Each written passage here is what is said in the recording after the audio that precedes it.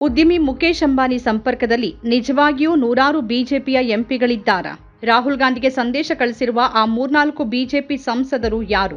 ಅಧಿಕಾರದಲ್ಲಿ ಮೋದಿ ಹಿಡಿತ ದುರ್ಬಲವಾಗಿರೋದರ ಸೂಚನೆ ಇದಾಗಿದೆಯಾ? ಬಿಹಾರದಲ್ಲಿ ಮತ ಅಧಿಕಾರ ಯಾತ್ರೆಯಲ್ಲಿರುವ ಕಾಂಗ್ರೆಸ್ ನಾಯಕ ರಾಹುಲ್ ಗಾಂಧಿ ಒಂದು ಸ್ಫೋಟಕ ಹೇಳಿಕೆ ನೀಡಿದ್ದಾರೆ. ಅದರ ಪ್ರಕಾರ ಅವರಿಗೆ 3-4 ಬಿಜೆಪಿ ಸಂಸದರು ಸಂದೇಶ ಕಳಿಸಿದ್ದು ಮೋದಿಯನ್ನ ಮತಗಳ್ಳ ಅಂತ ಕರಿಬೇಡಿ ಅಂತ ಕೇಳ್ಕೊಂಡಿದ್ದಾರೆ. बीजेपी के मैं बीजेपी के 2-3 एमपीज को जानता हूं. मेरे फोन पे मैसेज आ रहे हैं, आप प्रधानमंत्री को वोट चोर मत कहिए. कैसे मत कहूं भाई, है तो कहना पड़ेगा. अब ये तीर जाके सीधी टारगेट पे लगेगी. आपके गांव के बच्चे, यहां पे तो भैया 6-6 साल के बच्चे बोल रहे हैं वोट चोर वोट चोर वोट चोर. नारा बन गया है और जो बिहार में शुरू होता है वो पूरे देश में फैलता है, वो रुकता नहीं है. ಕೆಲ ದಿನಗಳ ಹಿಂದೆ ಜಗನ್ಮೋಹನ್ ರೆಡ್ಡಿ ಅವರು ರಾಹುಲ್ ಗಾಂಧಿ ಮತ್ತು ಚಂದ್ರಬಾಬು ನಾಯ್ಡು ನಡುವೆ ಹಾಟ್ಲೈನ್ ನಡೀತಿದೆ ಅಂತ ಹೇಳಿದ್ರು. ಅಂತಹ ಹೊತ್ನಲ್ಲೇ ಈಗ ರಾಹುಲ್ ಗಾಂಧಿ ಹೀಗೆ ಹೇಳಿದ್ದಾರೆ. ಆದರೆ ಬಿಜೆಪಿ ಸಂಸದರು ಮಾತ್ರವಲ್ಲದೆ ರಾಹುಲ್ ಗಾಂಧಿಯೊಂದಿಗೆ ನಾಯ್ಡು ಕೂಡ ಸಂಪರ್ಕದಲ್ಲಿದ್ದಾರೆ. ರಾಹುಲ್ ಗಾಂಧಿ ಅವರಿಗೆ ಸಂದೇಶ ಕಳಿಸಿರುವ ಬಿಜೆಪಿ ಸಂಸದರು ಮತಗಳ ಘೋಷಣೆಗೆ ಆಕ್ಷೇಪ ಎತ್ತೋಕೆ ಕಾರಣ ಅದು ಮೋದಿ ಇಮೇಜ್ಗೆ ಹಾನಿ ಮಾಡ್ತಿದೆ ಅನ್ನೋದು.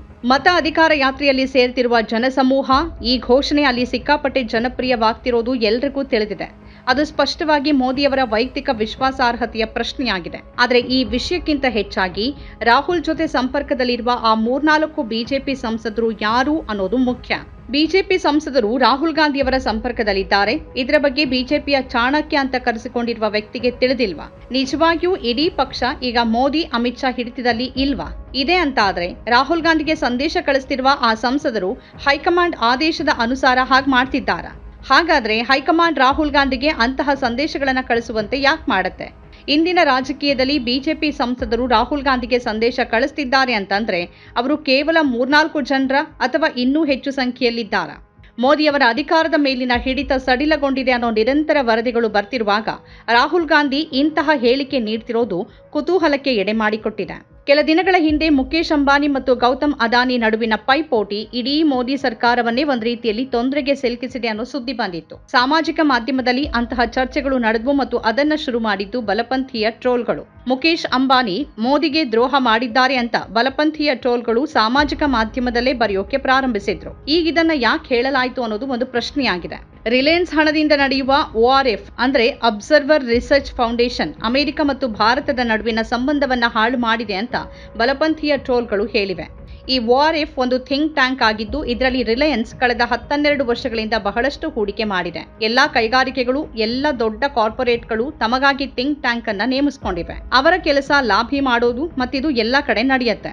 ಇದು ಪ್ರಪಂಚದ ಪ್ರತಿಯೊಂದು ದೇಶದಲ್ಲೂ ನಡೆಯುತ್ತೆ. ಇತ್ತೀಚಿನ ವರ್ಷಗಳಲ್ಲಿ ವಿಶೇಷವಾಗಿ ಅಮೆರಿಕ ಮತ್ತು ಭಾರತದ ಸಂಬಂಧಕ್ಕಾಗಿ ವಿದೇಶಾಂಗ ಸಚಿವಾಲಯ ಮುಕೇಶ್ ಅಂಬಾನಿಯ ಈ ಥಿಂಕ್ ಟ್ಯಾಂಕ್ ಅನ್ನ ಹೆಚ್ಚು ಅವಲಂಬಿಸಿರುವುದಾಗಿ ಹೇಳಲಾಗ್ತಿದೆ. ಮುಕೇಶ್ ಅಂಬಾನಿಯವರ ಈ ಚಿಂತಕರ ಚಾವಡಿಯಲ್ಲಿ ಜೈಶಂಕರ್ ಅವರ ಮಗ ಉನ್ನತ ಹುದ್ದೆಯಲ್ಲಿದ್ದಾರೆ ಅನ್ನೋ ಸುದ್ದಿನೂ ಬಂತು. ಬಲಪಂಥೀಯ ಟ್ರೋಲ್ಗಳು ಇದನ್ನ ವಾಸ್ತವವಾಗಿ ORF ಉದ್ದೇಶಪೂರ್ವಕವಾಗಿ ಮಾಡಿದೆ ಅನ್ನತೊಡಗಿದ್ರು. ಯಾಕಂದ್ರೆ ಮುಕೇಶ್ ಅಂಬಾನಿ ಅಮೆರಿಕದೊಂದಿಗಿನ ಸಂಬಂಧ ಕೆಟ್ಟದಾಗಿ ಉಳಿಬೇಕು ಅಂತ ಬಯಸ್ತಾರೆ. ಇದರಿಂದ ರಷ್ಯಾದಿಂದ ತೈಲವನ್ನ ಖರೀದಿ ಮಾಡುವುದನ್ನ ಮುಂದುವರಿಸಬಹುದು ಅನ್ನೋ ವಾದ ಖಟ್ಟರ್ ಬಲಪಂಥೀಯರದ್ದು. ಮುಕೇಶ್ ಅಂಬಾನಿ ರಷ್ಯಾದಿಂದ ತೈಲ ಖರೀದಿ ಮಾಡೋದ್ರಿಂದ ಹೆಚ್ಚಿನ ಲಾಭ ಪಡೆದಿದ್ದಾರೆ. ಅಗ್ಗದ ತೈಲವನ್ನ ಖರೀದಿ ಮಾಡಿ ಆ ತೈಲವನ್ನ ಯುರೋಪಿನಲ್ಲಿ ಮಾರಾಟ ಮಾಡುವ ಮೂಲಕ ಅವರು ಸಾಕಷ್ಟು ಹಣ ಗಳಿಸಿದ್ದಾರೆ. ಆದರೆ ಈಗ ವಿಷಯ ಏನು ಅಂತಂದ್ರೆ ಇದೆಲ್ಲವನ್ನು 10 ವರ್ಷಗಳ ಹಿಂದೆ ಊಹಿಸೋಕೆ ಸಾಧ್ಯ ಇತ್ತಾ? ಮೋದಿ ಬಹುಮತ ಕಳೆದುಕೊಂಡಾಗ ಇದೆಲ್ಲವೂ ನಡೀತಾ ಇದೆ. ಗೌತಮ್ ಅದಾನಿ ಇಲ್ಲಿ ಪೈಪೋಟಿಗಿಳಿದಿದ್ದಾರೆ. ಅವರ ಚಿಂತನ್ ಫೌಂಡೇಶನ್ ಬಗ್ಗೆನೂ ಸುದ್ದಿ ಬಂತು. ಚಿಂತನ್ ಫೌಂಡೇಶನ್ ಎಂಬ ಥಿಂಕ್ ಟ್ಯಾಂಕ್ಗೆ ಅದಾನಿ ಕಂಪನಿಯಿಂದ ಹಣ ನೀಡಲಾಗಿದೆ. ಆರಂಭದಲ್ಲಿ 100 ಕೋಟಿ ರೂಪಾಯಿಗಳನ್ನು ಇದಕ್ಕಾಗಿ ಹೂಡಲಾಗಿತ್ತು.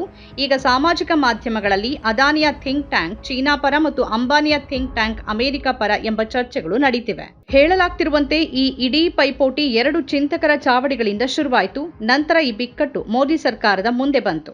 ಇದೇ ಹೊತ್ತಿನಲ್ಲಿ ಸಾಮಾಜಿಕ ಮಾಧ್ಯಮದಲ್ಲಿ ಮತ್ತೊಂದು ಚರ್ಚೆನೂ ಇದೆ.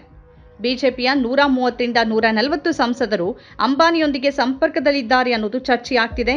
ಇದೆಲ್ಲ ಬರೀ ವದಂತಿನೂ ಆಗಿರಬಹುದು. ಆದರೆ ಸರ್ಕಾರದ ಮಟ್ಟದಲ್ಲಿ ತಳಮಳ ಇದೆ ಅನ್ನೋದು ಖಚಿತ. ಈಗ ಬಲಪಂಥೀಯರಿಂದ ನಡೀತಿರುವ ಪ್ರಚಾರದ ಉದ್ದೇಶ ಏನು? ಮುಕೇಶ್ ಅಂಬಾನಿ ಈ ಸರ್ಕಾರದ ದುರ್ಬಲ ಸಮಯವನ್ನು ಬಳಸಿಕೊಳ್ತಿದ್ದಾರೆ ಅಂತ ಹೇಳೋದು ಇದರ ಉದ್ದೇಶ ಆಗಿದೆಯಾ? ಉದ್ಯಮ ಮತ್ತು ರಾಜಕೀಯ ಬಹಳ ನಿಕಟ ಸಂಬಂಧವನ್ನು ಹೊಂದಿರೋದು ಸರಳ ವಿಷಯ. ಎರಡಕ್ಕೂ ಪರಸ್ಪರ ಅಗತ್ಯ ಇದೆ. ಕೈಗಾರಿಕೆಗಳ ಬೆಂಬಲವಿಲ್ಲದೆ ಯಾರೂ ಸರ್ಕಾರ ರಚಿಸೋಕೆ ಸಾಧ್ಯವಿಲ್ಲ ಮತ್ತು ಸರ್ಕಾರದ ಬೆಂಬಲವಿಲ್ಲದೆ ಕೈಗಾರಿಕೆಗಳು ನಡೆಯೋದಕ್ಕೆ ಸಾಧ್ಯ ಇಲ್ಲ. ಇದು ಈ ದೇಶದಲ್ಲಿ ಯಾವತ್ತಿನಿಂದಲೂ ನಡೀತಾ ಇದೆ. ಆದರೆ ಇದೇ ಮೊದಲ ಬಾರಿ ಸುಮಾರು 130 ಬಿಜೆಪಿ ಸಂಸದರು ಮುಖೇಶ್ ಅಂಬಾನಿ ಅವರೊಂದಿಗೆ ಸಂಪರ್ಕದಲ್ಲಿದ್ದಾರೆ ಅನ್ನೋ ಸುದ್ದಿ ಹಬ್ಬುತ್ತಾ ಇದೆ. ಈಗ ಅಂಬಾನಿ ಕುಟುಂಬದ ಮೇಲೆ ತನಿಖಾ ಏಜೆನ್ಸಿಗಳ ನದರು ಬಿದ್ದಿದೆ. ಅನಿಲ್ ಅಂಬಾನಿ ಮೇಲೆ ರೇಡ್ ಆಗಿದೆ. ಇನ್ನೊಂದು ಕಡೆ ಮುಖೇಶ್ ಅಂಬಾನಿ ಅವರ ವಂತಾರ ವಿರುದ್ಧದ ಆರೋಪಗಳ ಪರಿಶೀಲನೆಗೆ ಸುಪ್ರೀಂ ಕೋರ್ಟ್ SIT ರಚಿಸಿದೆ. ಮೋದಿ ಅವರೇ ಬೆನ್ನಿಗಿದ್ದ ವಂತಾರ ವಿರುದ್ಧ ಈಗ ತನಿಖೆ ನಡೀತಾ ಇದೆ. ಇದೆಲ್ಲವೂ ಮೋದಿ ಬಲ ಮತ್ತು ಹಿಡಿತ ಕುಸಿದಿರೋದ್ರ ಸೂಚನೆಯನ್ನ ಕೊಡ್ತಾ ಇದೆಯಾ? 2 ವರ್ಷಗಳ ಕಾಲ ಬಿಜೆಪಿ ತನ್ನ ರಾಷ್ಟ್ರೀಯ ಅಧ್ಯಕ್ಷರನ್ನ ಆಯ್ಕೆ ಮಾಡೋಕೆ ಸಾಧ್ಯವಾಗದೇ ಇರುವುದು ಸಣ್ಣ ವಿಷಯವಲ್ಲ. ಈಗ RSS ಇದನ್ನ ಗೇಲಿ ಮಾಡೋಕೆ ಪ್ರಾರಂಭಿಸಿದೆ. ಆದರೆ ಬಿಜೆಪಿ ತನ್ನ ಅಧ್ಯಕ್ಷರನ್ನ ಆಯ್ಕೆ ಮಾಡೋಕೆ ಸಾಧ್ಯವಾಗೋದಿಲ್ಲ. ಮತ್ತೊಂದು ಕಡೆ ಮೋದಿ ನಿಷ್ಠರಾಗಿದ್ದ ಧನ್ಕರ್ ಹೊರಗೆ ಹೋದ್ರು. ಅವರು ವಿರೋಧ ಪಕ್ಷದ ನಾಯಕರನ್ನ ಭೇಟಿಯಾಗ್ತಿದ್ದಾರೆ ಅನ್ನೋ ಸುದ್ದಿ ಬಂದಿತ್ತು. ಇದೆಲ್ಲವೂ ಇರುವಾಗಲೇ ವಿರೋಧ ಪಕ್ಷದ ನಾಯಕ ಈಗ 3-4 ಬಿಜೆಪಿ ಸಂಸದರು ಸಂದೇಶ ಕಳಿಸಿರುವ ಬಗ್ಗೆ ಹೇಳ್ತಿದ್ದಾರೆ. ಸುಮಾರು 130ರಿಂದ 140 ಬಿಜೆಪಿ ಸಂಸದರು ಮುಖೇಶ್ ಅಂಬಾನಿ ಅವರೊಂದಿಗೆ ಸಂಪರ್ಕದಲ್ಲಿದ್ದಾರೆ ಎಂಬ ಚರ್ಚೆ ಸಾಮಾಜಿಕ ಮಾಧ್ಯಮದಲ್ಲಿ ನಡೀತಾ ಇದೆ. ನಿಜವಾಗಿಯೂ ಮೋದಿ ಅಮಿತ್ ಶಾ ಅಧಿಪತ್ಯಕ್ಕೆ ಏನಾಗ್ತಾ ಇದೆ? 10 ವರ್ಷಗಳಿಂದ ಇದ್ದ ಹಿಡಿತ ತೀರಾ ಸಡಿಲಗೊಳ್ತಿರೋದು ನಿಜಾನ? ನಮ್ಮ ಕಾರ್ಯಕ್ರಮಗಳನ್ನ ನೀವು ನೋಡ್ತಾ ಇದ್ರೆ ನಮ್ಮ ಚಾನೆಲ್ ಅನ್ನ ಸಬ್ಸ್ಕ್ರೈಬ್ ಮಾಡಿ, ಪಕ್ಕದ ಬೆಲ್ ಐಕಾನ್ ಒತ್ತಿ ನಮ್ಮನ್ನ ಬೆಂಬಲಿಸಿ. ಹಾಗೆ ನಮ್ಮ ಕಾರ್ಯಕ್ರಮಗಳನ್ನ ಲೈಕ್ ಮಾಡಿ, ಕಮೆಂಟ್ ಮಾಡಿ, ಅದನ್ನ ಬೇರೆಯವರಿಗೂ ವಾಟ್ಸ್ಆಪ್ ಮೂಲಕ ಶೇರ್ ಮಾಡಿ. ನೀವು ಹೀಗೆ ಮಾಡಿದಾಗ ನಮ್ಮ ಚಾನೆಲ್ ಮತ್ತಷ್ಟು ಜನರಿಗೆ ತಲುಪಲು ನೀವು ನಮ್ಮೊಂದಿಗೆ ಸಹಕರಿಸಿದ ಹಾಗಾಗುತ್ತೆ. ಇದು ನೀವು ಯಾವುದೇ ಖರ್ಚಿಲ್ಲದೆ ಕೆಲವೇ ಸೆಕೆಂಡುಗಳಲ್ಲಿ ನೀಡಬಹುದಾದ ಸಹಕಾರ. ಧನ್ಯವಾದಗಳು.